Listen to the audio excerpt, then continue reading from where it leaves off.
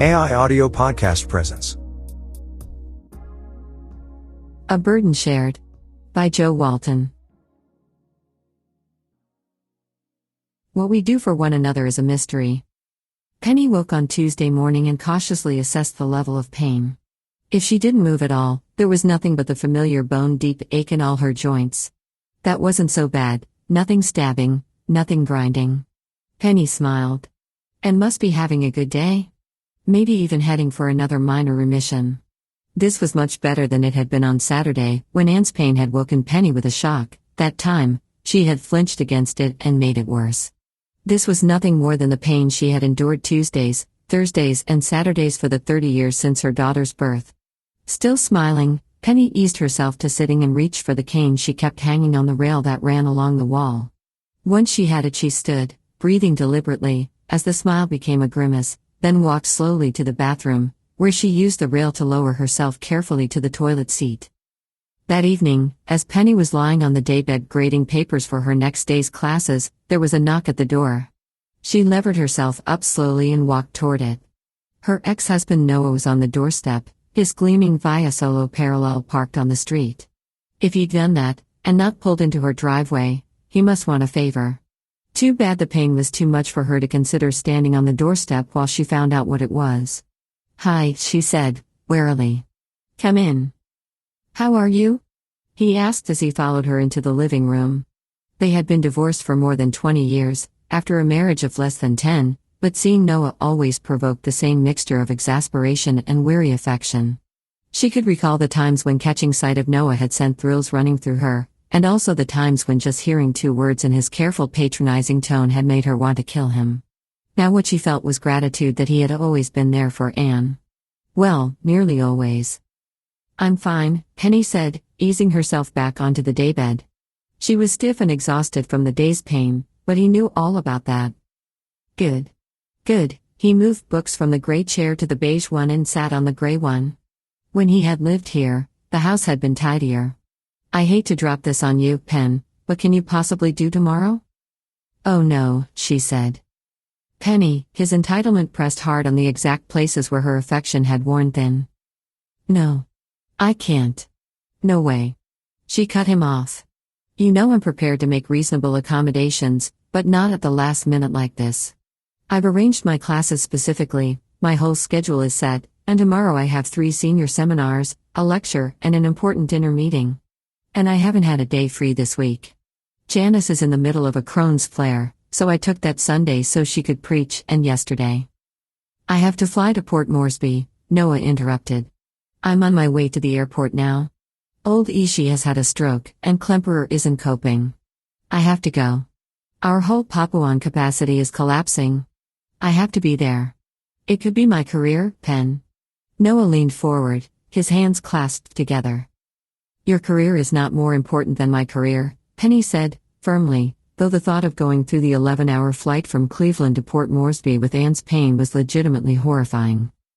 "I know, but this beyond my control. Ishi might be dying." Noah's big brown eyes, so like Anne's, were fixed on Penny's. She had always liked Ishi, Noah's senior partner. "Do give her my best when you speak to her. And Sue Ellen too." She deliberately looked down at the icon on the app that recorded how many papers she still had to grade, to harden her heart. "But I can't take tomorrow." "Ask Lionel." "I already did. I called him. He's rehearsing all day." "Coppelia. They open on Monday." Noah shrugged. Penny winced. She loved her son-in-law, but she wished sometimes that Anne had found a partner whose career made it possible for him to share a little more of the burden. "If you can't do it, there's nothing else for it, and we'll just have to shoulder her own pain tomorrow," Noah said. The word selfish bastard flashed through Penny's mind, but she didn't utter them. She didn't need to. Noah knew how hard Anne's pain was to bear, and he knew how much easier it was to bear someone else's pain than one's own. So he knew that he was forcing Penny to accept another day of Anne's pain, however inconvenient it was, because he knew she wouldn't put their daughter through that. One of the things that had led to the divorce was when Noah had wished aloud that pain transference had never been invented. Penny never felt like that. Bad as enduring Anne's pain could be, it was so much better to suffer it herself than to watch her daughter suffer. After all, Penny only took the pain. That was all people could do for each other. And still had to bear the underlying organic condition, and the eventual degeneration it would cause. "I'll take Thursday and Friday," Noah said, into her silence. "I really can't manage tomorrow. I have to get some sleep on the flight so I can cope when I arrive. But Thursday I'll be there, I'll have found my feet, it will be all right." Penny sighed.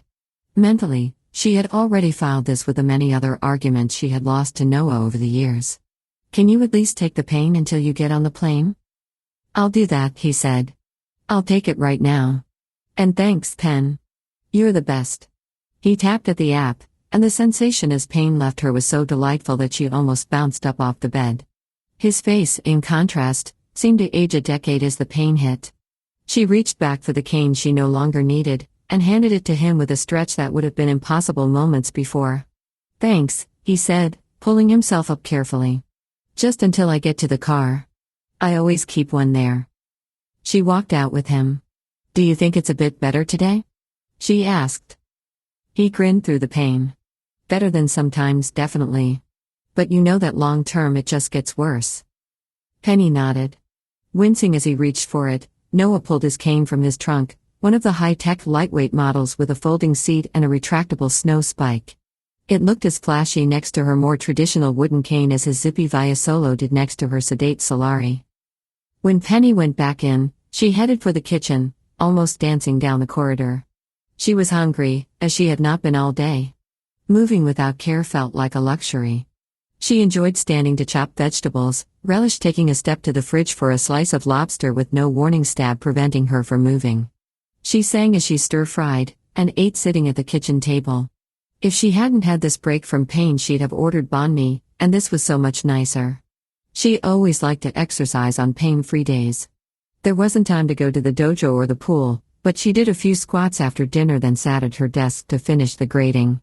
By the time Noah was on the plane and the pain hit her once more, she was ready for bed. She woke Wednesday morning in absolute agony, pain tearing through her stomach like the worst imaginable period cramps, combining to set all Anne's arthritic joint pain jangling. Penny blinked, and gasped aloud. When she tried to move, she could not suppress a cry. She called her daughter right away. Anne sounded sleepy. "Mom? This is really bad, sweetie.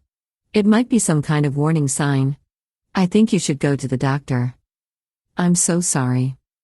Penny hadn't been living with Anne's guilt for as long as Anne's pain, so she wasn't as used to it.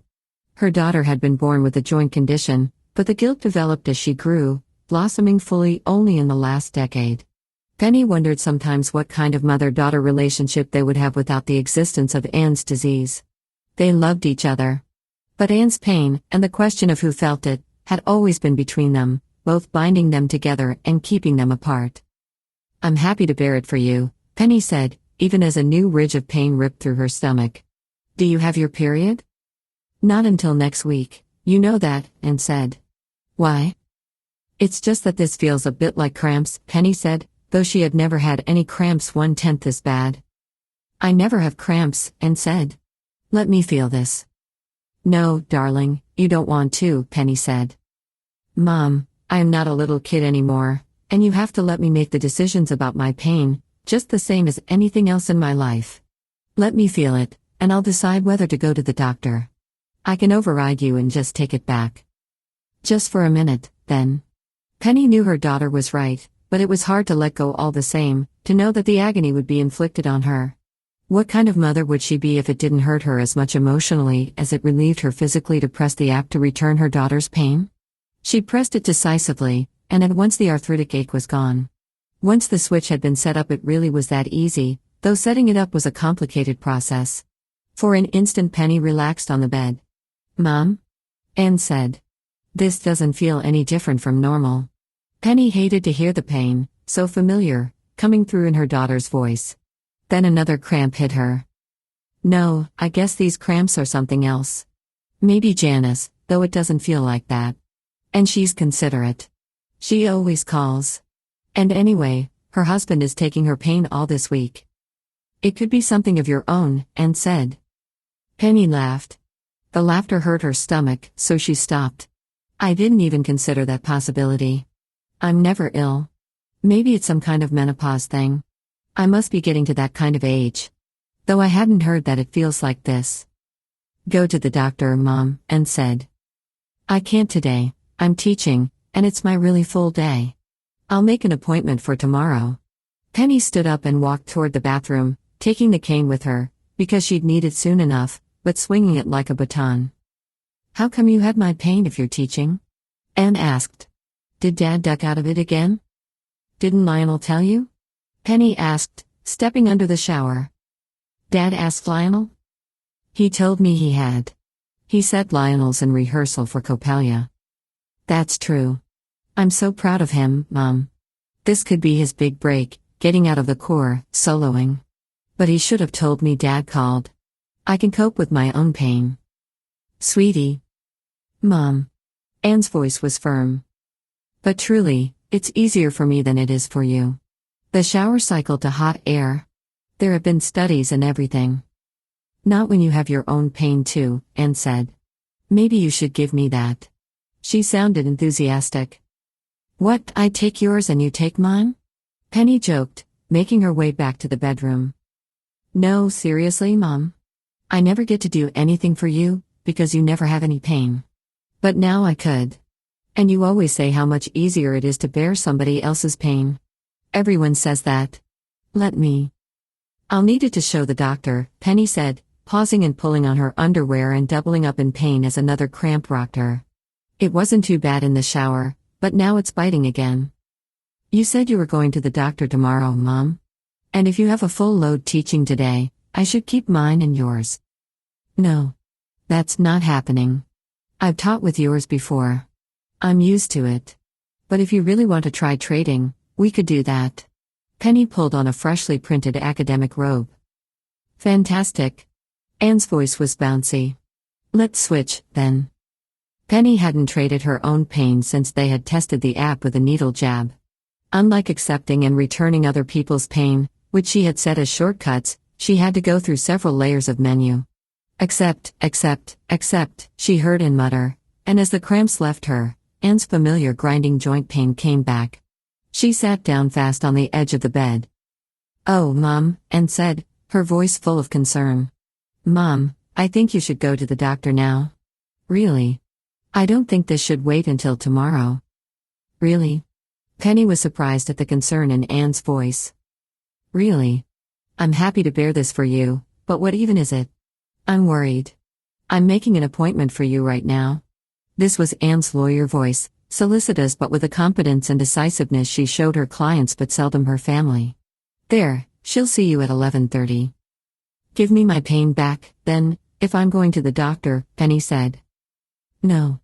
I'll drive over and we can go to the doctor together. I'm in court this afternoon, but this morning I'm working from home. Pick me up from campus, then. I'll take my first seminar and cancel the next. As long as I'm back by 2 for my lecture, is that when you're due in court? As Penny drove her little Solari through the crisp fall morning, she tried to think what had been so different about her conversation with Anne. It had been like dealing with a friend, an equal. Maybe Anne was finally grown up enough that they could have a new kind of relationship? Or maybe it was having pain of her own to share. Apart from the usual array of viruses and skin knees, all the pain Penny had ever experienced had been vicarious. It was hard to imagine that in the old days she'd barely have known what pain was, and been forced to endure the sight of other people suffering without being able to help at all. In the 10 o'clock seminar, the students were each giving 5-minute presentations. The third student, Regina, was hit with pain and collapsed in the middle of hers. Doolip. She gasped. The other students gasped too. Lucky Reggie. Downey observed. I've been signed up for Doolip for 2 years, but never felt it. While I'm sympathetic to your pain issue, let's focus on our presentations now, Penny said. Could you continue until Regina is feeling better, Kim? Kim came up to the podium, helped Regina to a seat in the front row, and began to speak. Even hopelessly out of date, Penny knew that Doolip was a Bollywood superstar who suffered from a kind of ulcer caused by the parasites endemic in the part of India where he had grown up. His pain was shared by his millions of fans worldwide. As with other celebrity figures who shared their pain, the recipients were thrilled to feel it. Regina's writhings seemed exaggerated to Penny, but they wore off before she felt it necessary to comment. Once restored to her normal status, Regina sat quietly listening, and redid her presentation at the end. As class ended, all the other students crowded around to compliment her on her luck and stoicism. Penny left them to it and walked out the long way around, down the slope of the hill, avoiding the steps. Anne was waiting in the plaid Honda Sky she shared with Lionel. When she slid in, Penny was horrified to see how drawn her daughter's face was. "I'm glad we're going to the doctor with this, because the sooner it's fixed, the better," Anne said, switching the car to self-drive mode. "I don't know what this is, but it's not good, Mom." She hugged Penny, who hugged her back. The doctor's office was traditionally paneled in supposedly soothing shades of beige and puce, and decorated with close-up photographs of aquatic birds. Penny had spent way too much time there with Anne. Once her blood had been drawn and tested, the diagnosis was almost instant. The doctor frowned and ran it again, while Penny frowned nervously at a grebe. The doctor handed the paper to Penny. "There's no easy way to tell you this," the doctor said. Penny stared at the paper, hardly able to believe it. But the doctor had run it twice, it had to be right. "How can I be riddled with inoperable cancer?" she asked. "I didn't feel a thing until today." The doctor frowned. "Have you been experiencing a lot of pain?" she asked. "Sometimes that can mask early symptoms." Penny handed Anne the prognosis as they got back into the car. Anne gasped, and hugged her again, then insisted on taking Penny's pain back before they drove away. A chilly wind was blowing the leaves from the trees at the roadside. Before there were new green leaves, Penny would be dead. She couldn't quite take it in. "The first thing we need to do is sort out a pain management regime," Anne said. "You've helped enough people. Lots of them will be happy to help you. There are also painkillers, for cases like this," Penny said. Anne flinched as if her mother had said one of the 5 words you don't say in church. "Mom. I love you. Other people love you. It won't come to that. You don't have to poison your body with those things, even if you are going to die." "This reminds me of the time when we got your diagnosis," Penny said. "You were just a tiny baby. And you had this incurable disease that was going to give you pain forever. And your father and I were sure we could manage it. Delighted we lived now so that we could share the burden instead of being helpless and leaving you to suffer it alone." They drove on, past the college, where Penny would not no longer teach out the school year. "What are you going to do, Anne?" "I'll cope," Anne said, stalwartly. "Dad will be there. And Lionel will do what he can. I'll find a way to manage. Don't worry about me, now, Mom. Think about yourself." Penny looked out the car window, as helpless in the face of her daughter's suffering as any parent had ever been. A Burden Shared. Copyright 2017 by Joe Walton. Thanks for listening AI Audio Podcast. Remember to subscribe to receive more of the best science fiction short stories.